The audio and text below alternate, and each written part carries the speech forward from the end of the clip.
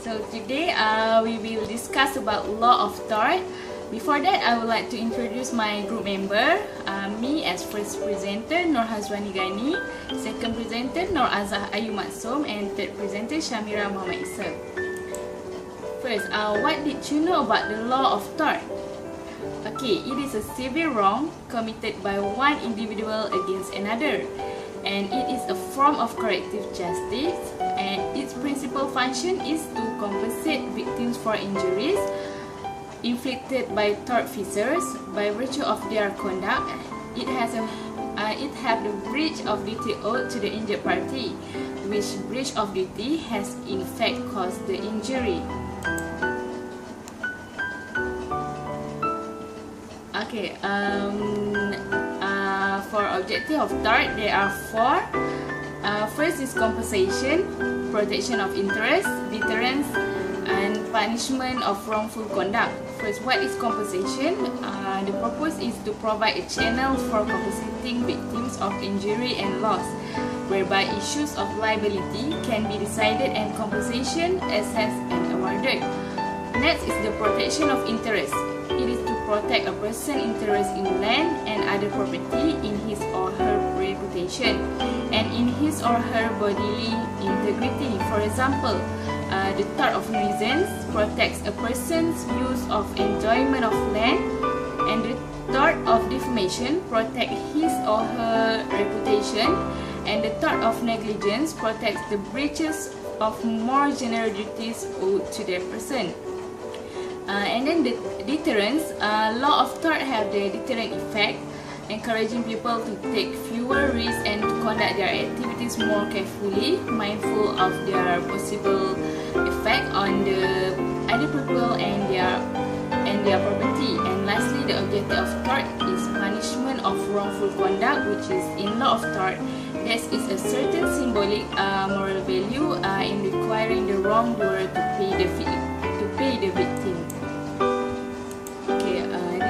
This is the chart of torts. It has the street liability, trespass, the person, chattels or property, and then on the case it has the negligence and the nuisance. Okay. Next is type of tort. There are 6 types of tort. First, negligence, defamation, intentional torts, privacy torts, nuisance, and street liability torts. Will be discuss each of the type of tort. First is the negligence. What is negligence? It's actually the breach of legal duty to take care, which results in damage to the claimant. So in this negligence, it has the elements. What is the elements? It has 3: duty of care, breach of duty, and plaintiff has suffered the damage. Okay, first duty of care. For example, suppose A is driving his car on a busy road and in a busy town. Okay, the fact that he is driving in a busy town means that he is in the situation whereby there will be many people around, and any ordinary or reasonable person would realize that if A does not drive carefully, he may cause the injury to someone or damage to the property of another. So, in this case, A therefore has a duty of care to drive with care and skill so that no one is injured. Okay, regarding the case in the negligence, there are cases from the Donahue versus Stevenson, 1932 at 562.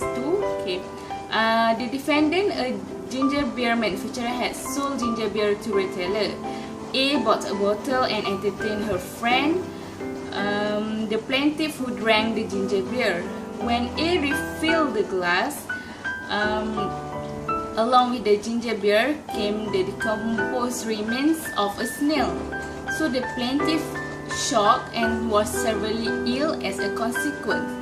The plaintiff sued the manufacturer and claimed that the manufacturer had a duty in the course of its business to prevent snails from entering into his ginger beer bottles, and further that he had a duty to ensure that all empty bottles were carefully inspected before they were filled with ginger beer.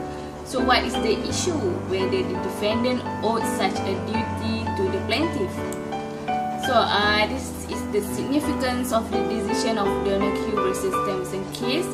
First, negligence is a separate tort in its own right, and action of the negligence can exist whether or not there is a contract between the parties. And then an action for negligence will succeed if the plaintiff can prove first, a duty of care is owed by the defendant to the plaintiff, and next is breach of duty by the defendant, and then resulting the damage which is not too remote. Okay, in order to establish the existence of a duty of care, the never principle based on reasonable foresight must be applied.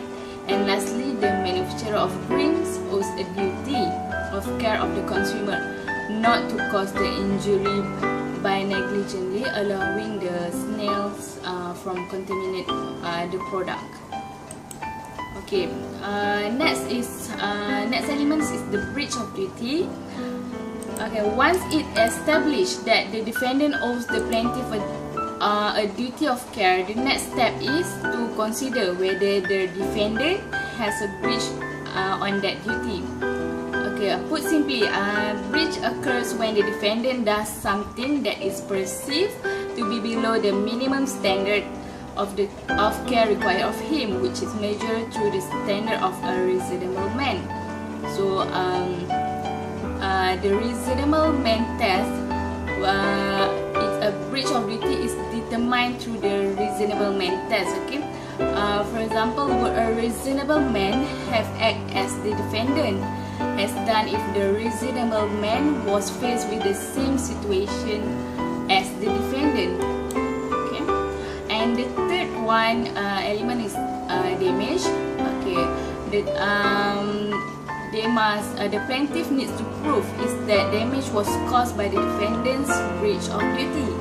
Two issues need to be addressed in determining whether the damage suffered by the plaintiff is the consequence of the defendant's breach of duty. So the first issue is the causation in fact, and the second is in the causation in law. So what is causation? It is relevant in all tort, in that the plaintiff must prove that the defendant has caused his loss. Okay, I would like to pass to the second presenter, Nur Azhar Ayu. Hi, thank you Hazwani. Now I will continue with defamation. What is defamation? Defamation is false statement about a person that is likely to damage their reputation in the community. Or you can say defamation exists when there is a publication which has a tendency to lower the person's reputation or to cause him to be shunned or avoided by reasonable person in society, thereby adversely affecting his reputation. Elements of defamation.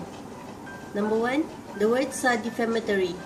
The words have a tendency to lower the estimation of the plaintiff in the minds of right-thinking members of society, so that the plaintiff is avoided, shunned, or ridiculed. The plaintiff must know what has been said by him and cannot merely guess. If the odds are merely words of abuse uttered in anger in the height of the moment, then the word will not be defamatory. Second, words must refer to the plaintiff. Defamation is that the words must refer to the plaintiff. When the plaintiff has proven that the words are defamatory in nature, he must then prove that the words refer to him. Number 3, the words must be published. Publication means that the dissemination of the defamatory words or material to a third party other than the plaintiff, the person is defamed.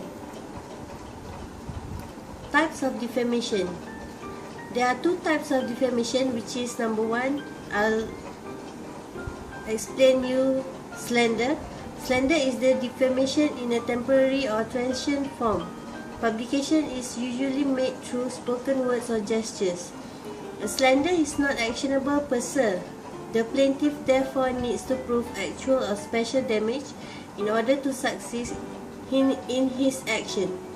The preferred term is actual rather than special damage, and where reference is made to special damage, it is synonymous with actual damage. Types of spoken defamation are speech or gesture. Number 2, types of defamation is libel.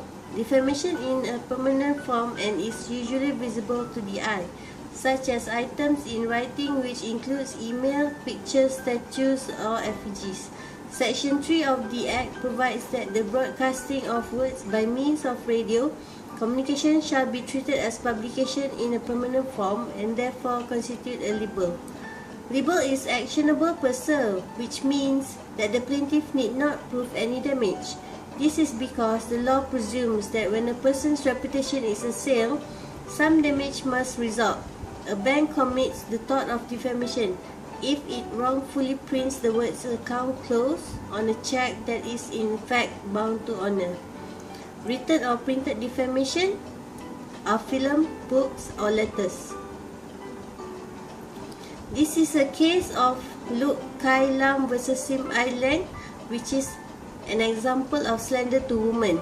Section 4 of the Act provides that the publication of words which imputes unchastity or adultery to any woman or girl requires no proof of special damage for the action to succeed. In this case, the respondent called the appellant a prostitute and said that appellant charged 50 ringgit to entertain men at any one time. These allegations were made in the presence of a third party. The court held that since the words impugn the appellant's chastity, special damage need not be proven, slander was established. Intentional torts are assault, battery, false imprisonment, nervous shock, trespass to land, trespass to chattels, trespass to person, and conversion. Example of trespass to person. Assault. The tort of acting intentionally and voluntarily causing the reasonable apprehension of immediate harmful or offensive contact.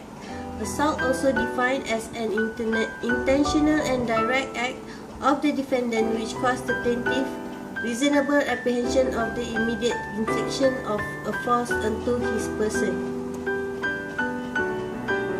Battery. Battery is defined as direct application to force to another person without the person's consent. This touching need not necessarily involve violence. False imprisonment. False imprisonment defined as the restriction of a person's freedom of movement.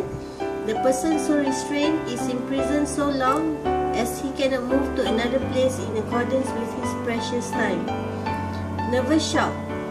Nervous shock occurs where a person willfully does an act that is intended to cause physical injury to another and that does in fact cause a reasonably foreseeable physical harm to them. I will pass you to my friend Mira to describe more about the coming slides. Thank you.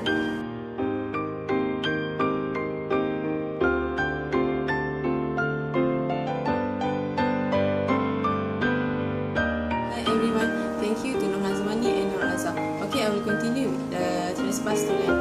The tort of trespass to land consists of directly entering upon land or remaining upon land or placing or projecting any object upon land in a possession of the claimant in each case without lawful justification, and it also intentional physical invasion to land without a legal excuse. Okay, ways in which trespass may occur. Okay, there's three situations here.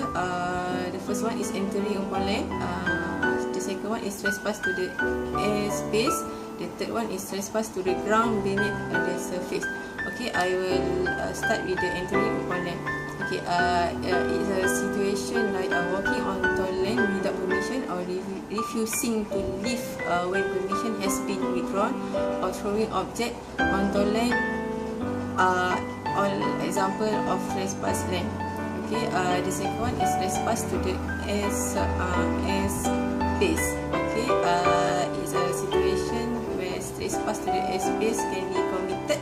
For example, in Kelson versus Imperial Tobacco Company, 1957, to QB 334D, which is committed trespass by allowing an advertising board to project 8 inches into piece property at ground level and another above ground level.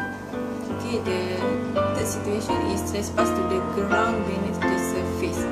Okay, here example case in case Bully Coal Mining Company versus Osborne, 1899 at 351. The geese mined from their land through to the piece land. This was held to be trespass the subsoil. Okay, next is trespass to chattel. Actually, trespass to chattel is unlawful taking or harming of personal property of another without consent. In other words, chattel is a legal terminology for personal property. Okay, here we have a type of tort of goods. We have 3 type of tort of goods. The first one is trespass to goods. Second is conversion, and the third one is detenue. Okay, for trespass to good, is defined as a wrongful and direct interference with goods that are in a possession of another. Okay, for conversion, it occurs when a person deal with another good in a manner that is consistent with the plaintiff right to immediate possession. Okay, the third one is detenue. It's a situation and action for the wrongful detention of goods. It is initiated by an individual who claims to have a greater right to that immediate possession than the current possessor. The possession become illegal due to the withdrawal of consent by the owner of the goods, who initially may have consent to the defendant having possession of the same goods. Okay, we go to the privacy tort. Here we have 4 types of privacy of tort. Okay, actually privacy of tort is intrusion into the personal life of another without legal justification. It include first, misappropriation, second, intrusion, third, false light, and the last one, disclosure. Okay, we go to misappropriation. Misappropriation occur from using another name, likeness, or identifying characteristic for commercial advantage without his or her permission. In this situation, a plaintiff must show his or her name was used as a trademark in advertisement or in packaging. Okay, for intrusion, is an invasion by the defendant or plaintiff execution in a manner objectionable to the average person. So here plaintiff must have a reasonable expectation of privacy to make this claim. Okay, for false light, the defendant makes a widespread dissemination of a major misrepresentation of plaintiff activity or belief that would be objectionable to the average person. So it's similar like to defamation, but become broader. Okay, the last one is disclosure. Okay, disclosure is a public disclosure of private fact. It's a widespread dissemination of confidential information.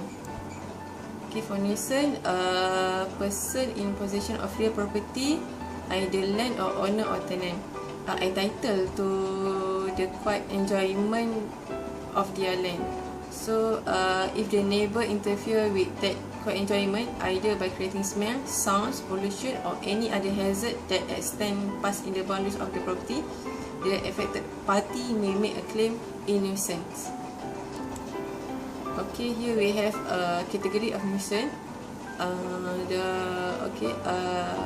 The public nuisance. So, public nuisance is arise in consequence of following particular traits by which the air is rendered offensive and noxious, from act of public indecency, as bathing in a public river inside of the neighbouring houses, or fact tending to a breach of the public peace, as for drawing a number of persons into a field or the purpose of pigeon shooting, the disturbance of the neighbourhood, or keeping a disorderly house or a gaming house or a bawdy house or a dangerous animal known to be such and suffering him to